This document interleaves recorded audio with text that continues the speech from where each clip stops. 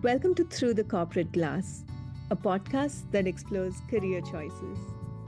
We dive into the latest trends in tech careers, demystify industry roles, spotlight startups, and even explore unconventional paths outside the industry. Join us for authentic conversations that will challenge your assumptions and inspire you to think differently.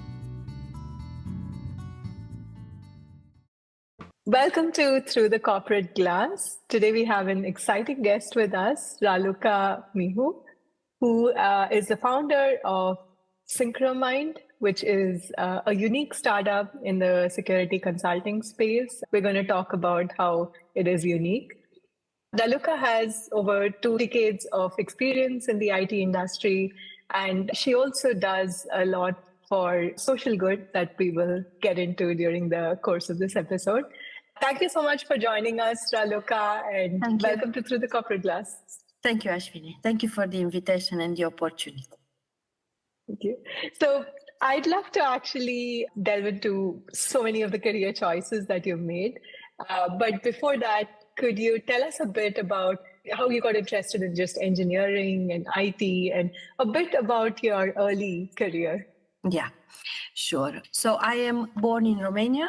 I live in Netherlands for 16 years, since 2008. And I started my keyboard adventure when I was 6 years old at my mother's workplace. My mother is a programmer as well. And in Romania, it was quite common in those times. In my generation as well, for women, it was quite gender balanced for women to be in IT. And I got inspired by her and by her female colleagues, but not only, to follow this path. So I had a choice when I went to university between being a doctor and being a computer scientist. So I went for the second one, and I love it every day. Awesome. Another thing to mention in my school as well, we have something in Romania.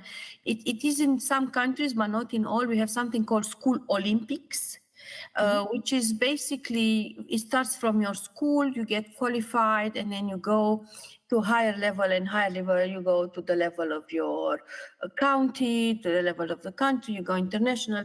Not all countries have this system, but in my case, in Romanian case, we have it. And it was an amazing way to inspire kids, to motivate, to stay on top of your education.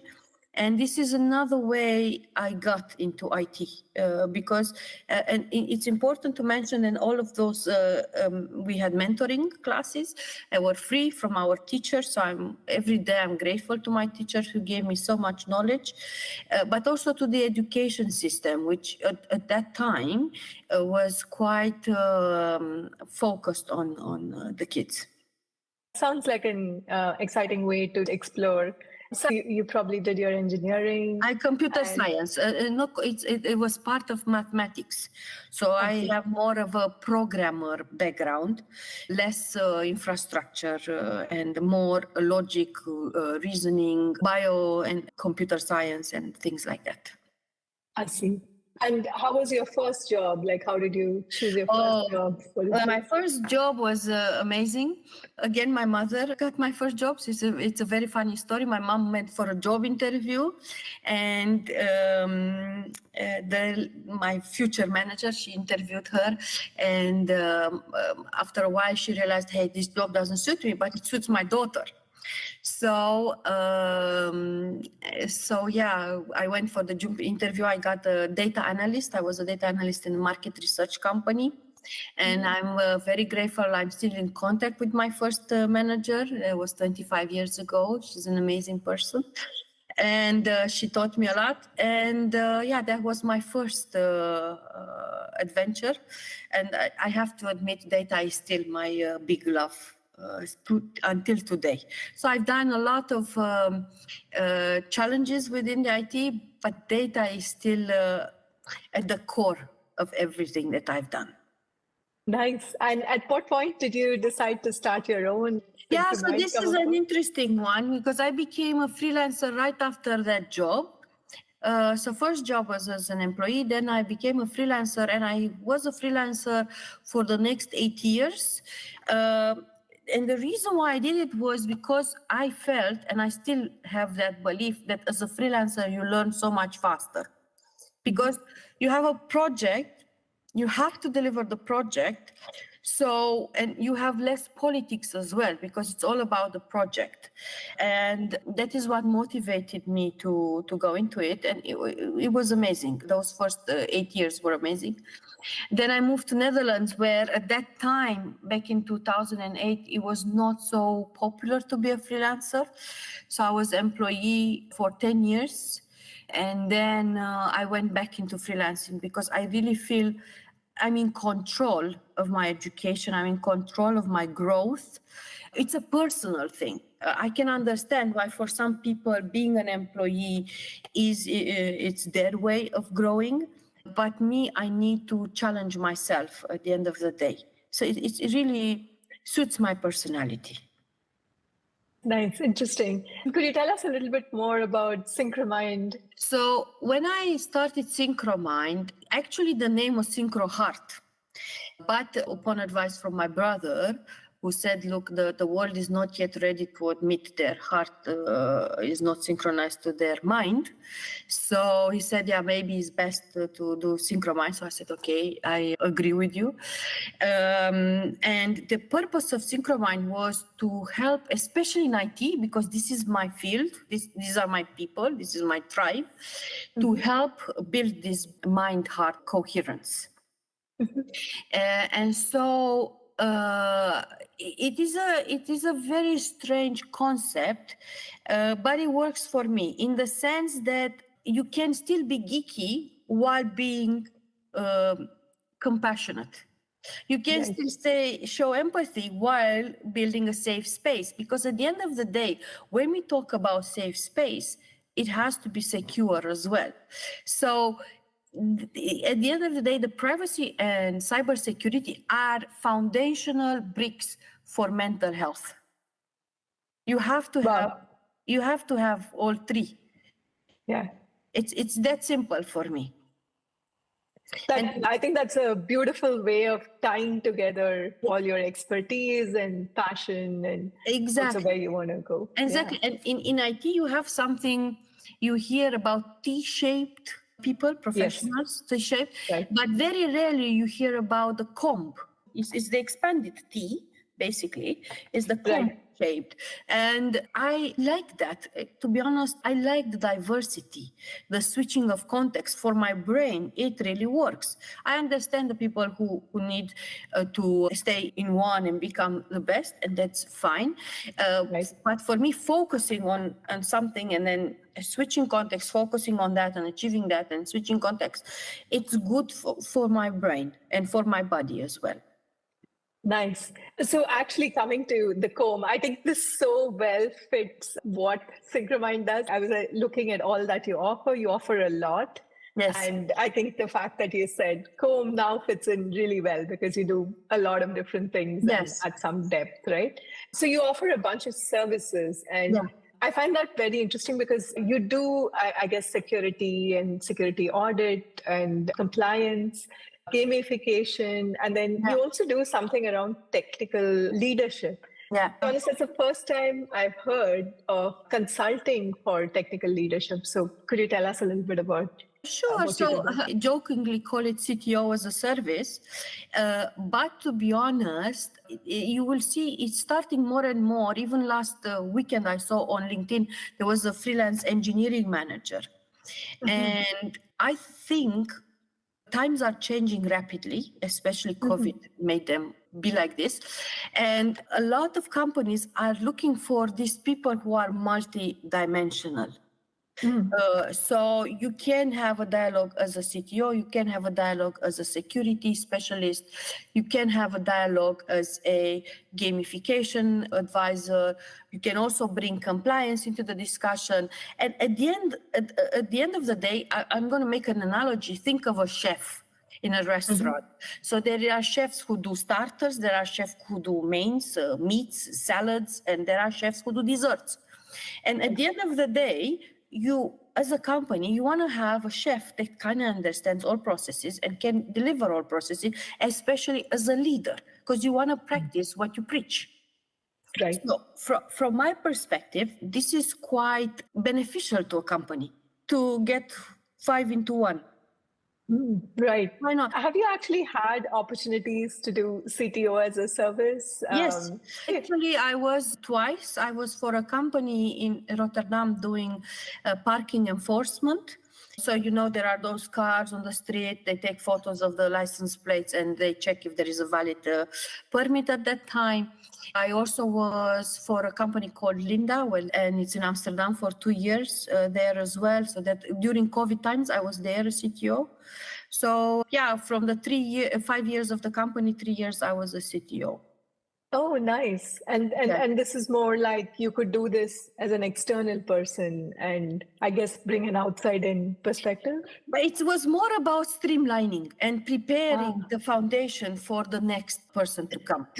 I see. So it's mostly when a company is in a difficult situation to go and help. I see. Interesting. That's very interesting. And then after this last CTO assignment in 2022, 2 years ago, I wanted to take a break from CTOing. I wanted to prove myself that I can still be technical, I can still be geeky, because when you're on a C-level, it's more about the people, it's less about the technology. It helps that you understand, it helps mentor them, it helps creating strategies, so it's very useful, but you rarely go into the technical details. So this is the last 2 years have been a lot about consultancy on this, and I'm very happy to say that I did manage to do it. And actually, I was so surprised. I was like, I still got it, after 20 years. I was like, let me prove to myself. I think it's important to go challenge yourself. Are you still technical? Are you still aware of the modern architectures? Are you still delivering value? That is fabulous, yeah. Yeah, I call it's a very humbling,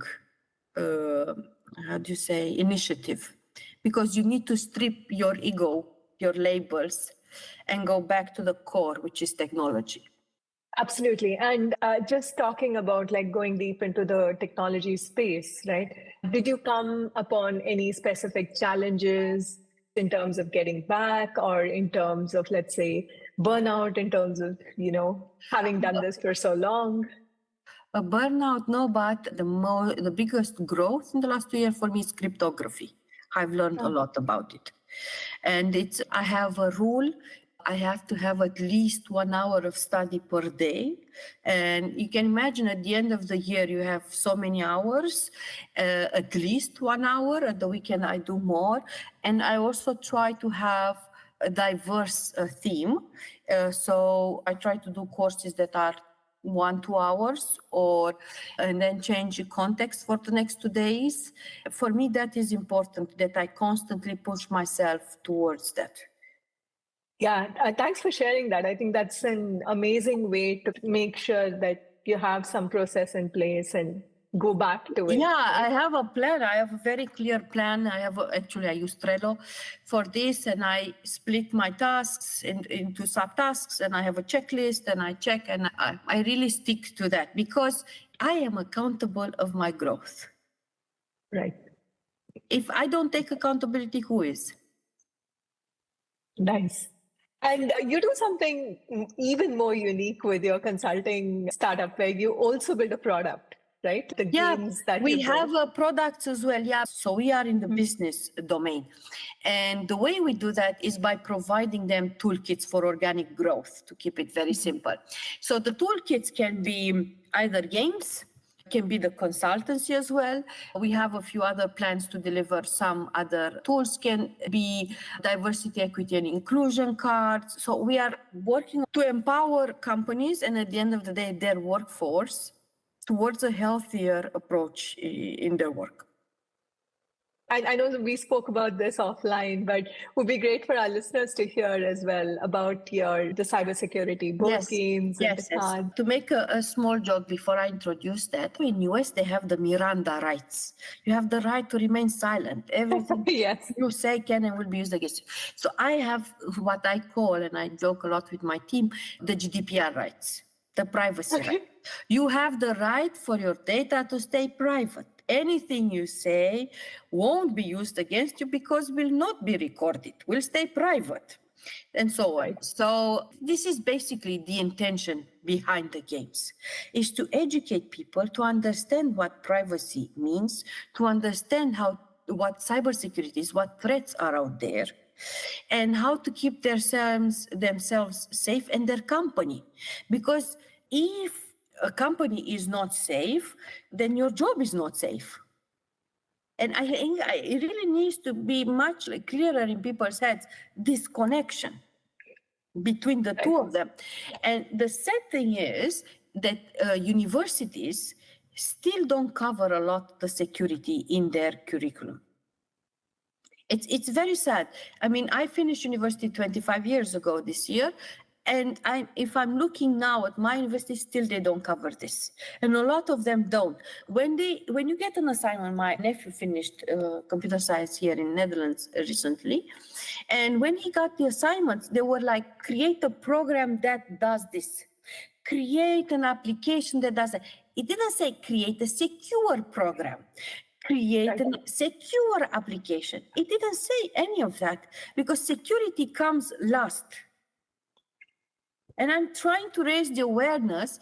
And initially we were business to consumer until recently, but I realized I cannot make the change happen unless I go business to business. Right.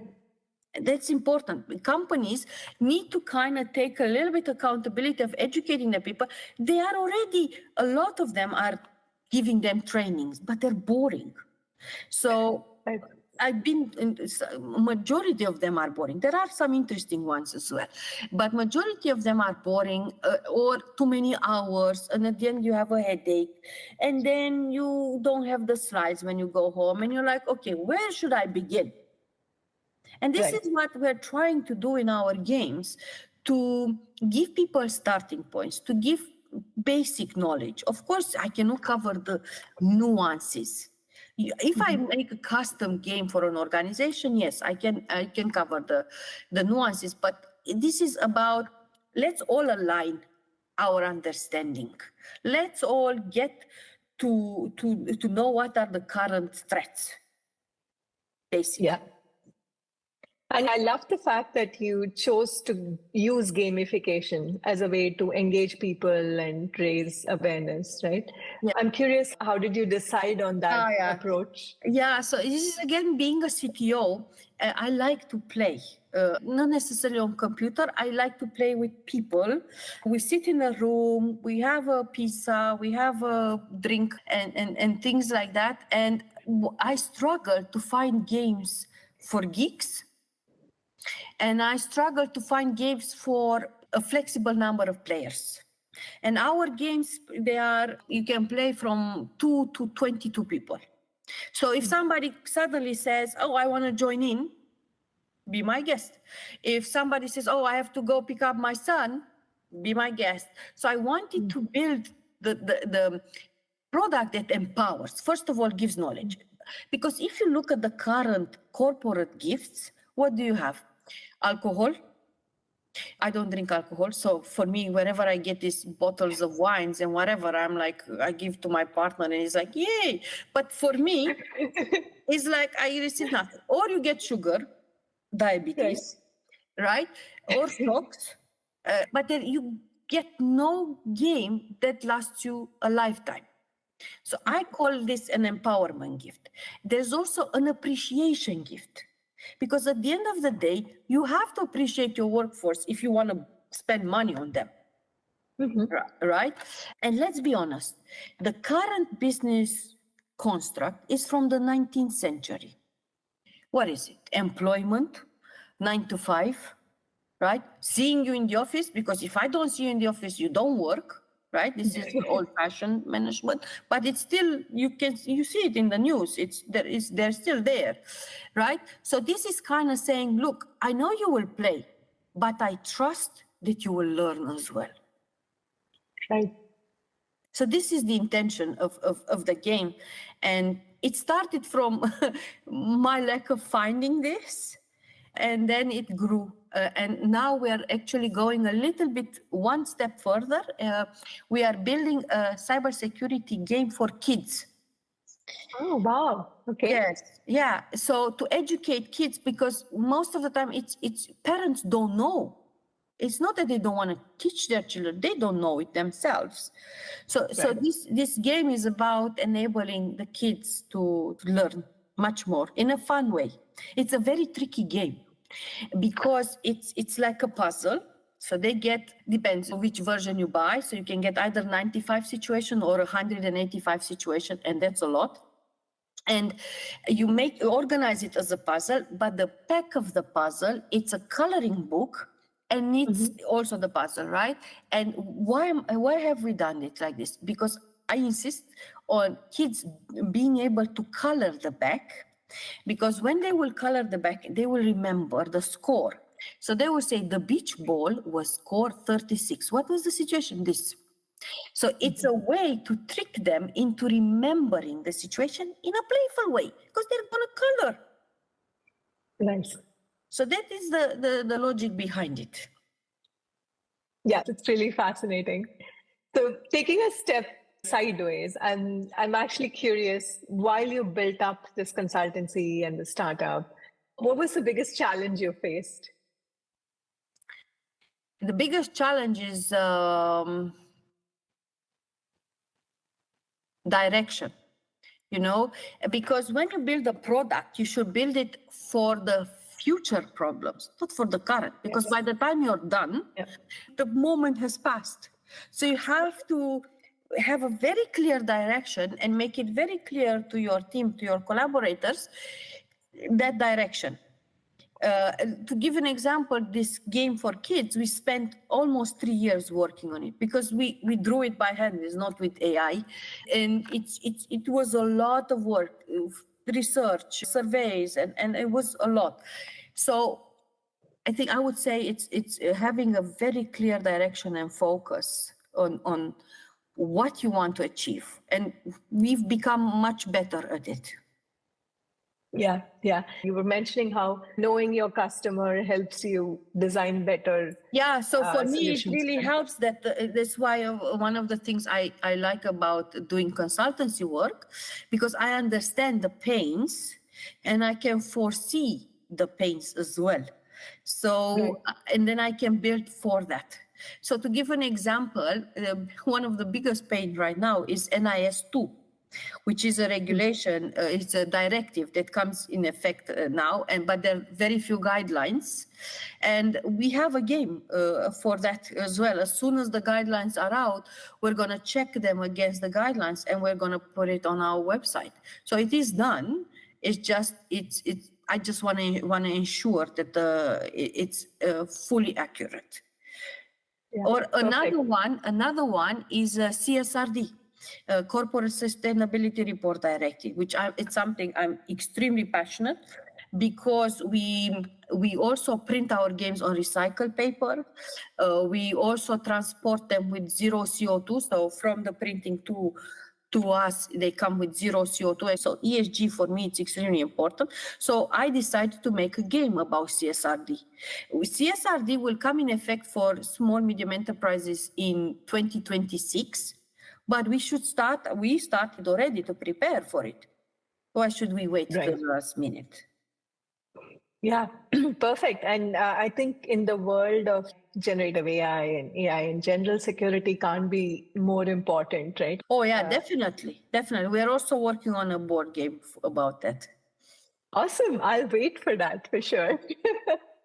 I know you have a social initiative that you're passionate about, and then you've been helping people on. So could you share that with the audience? I have an initiative to help abused women and sex workers. It's a 3 years program. It's 50% theory and practice and 50% therapy. The women come with a lot of trauma, a lot of abuse. So we have to work in parallel. In the first year, we learn more about history of IT, why IT, we learn about logic, time management, various skills. It's like when you learn an instrument. First, you learn the history of music and how to read notes. The second year, you try various instruments to see which one fits you. We have 3 specialties. One is QA, testing. One is design, graphic design. And one is project management. And the reason why I chose all 3 of them, because they require more common sense than a lot of school. Mm-hmm. So you can be talented, if you're organized, of course they will learn all the theory and they will get all the skills, but you have to have a little bit of desire to be a project manager. Not everybody wants to be a project manager. Not everybody wants to design. So it has to be something that suits you. And also, for example, the QA, you have to be curious, so right. You have to have an affinity for it. And then the third year is much more practice, working with various companies and getting your hands dirty, basically. Building the experience so that when you finish, you can go and apply with the portfolio and move on with your life in a much healthier way. And my plan with this is to create a framework that is going to be downloadable. People will have to translate it in their own language. It will be in English. But the idea is to any nation, if they want, they can create this program. And it's something that can be done together with the police because they know about these cases. They can redirect you to various foundations that help abused women and sex workers. So it's really within our planet. And let's be honest, every country has this problem. Right. Kudos to you for doing this work. I think it's really phenomenal that you're doing this. And I also really love how you're thinking about it in terms of a framework, because then you can expand the reach and essentially have a greater impact. Yeah, it's. I think it's important to give back. Yes, it is important for a business to give back as well, because I'm doing this through Synchro Mind, and I have other initiatives in Synchro Mind. We have an online mental health meetup. So if your listeners have problems, they can come in there, and it's for people who cannot afford therapy. We have group therapy, but you can come. Maybe we should put this in your podcast in this description, the link to this. Or we also have a meetup for people to come and play the games for free. So if their company doesn't want to buy it, we also have a meetup where they can come and test them. So it should be zero cost of information to consumer. That's really fabulous. So I'll make sure to link all of that information in our show notes as well. Thank you. Any parting thoughts? Yeah, I would say follow your heart. And I can give you a heart meditation if you want. It is very quickly to do.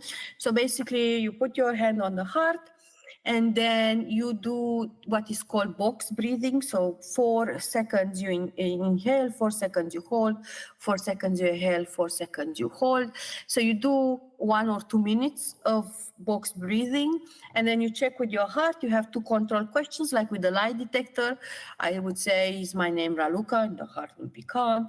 And then I would say, is my name Corina? And the heart will say no, right? So you've tuned in your heart. Right? And then you ask your questions and try to ask yes/no questions. You can do it as many times a day and you will get your answer. And then another advice that I have is take breaks, pauses, learn how to contemplate. It's very important. So contemplation is completely different than overthinking, overanalyzing. So it's completely different. Trust yourself, trust life. Everything will be okay at the end of the day. Awesome. Thank you so much, Raluca. It was a real pleasure talking to you. And I guess I should thank the YC School meetup as well for giving me an opportunity to meet you there. Yeah. So thank you also for inviting me and allowing me to share my experiences. If you enjoyed this episode, please like and subscribe to our channel on YouTube or on any podcast platform. Follow us on LinkedIn at Through the Corporate Glass. You can leave us a comment on YouTube or send us feedback via our website, throughthecorporateglass.com. We would love to hear your feedback.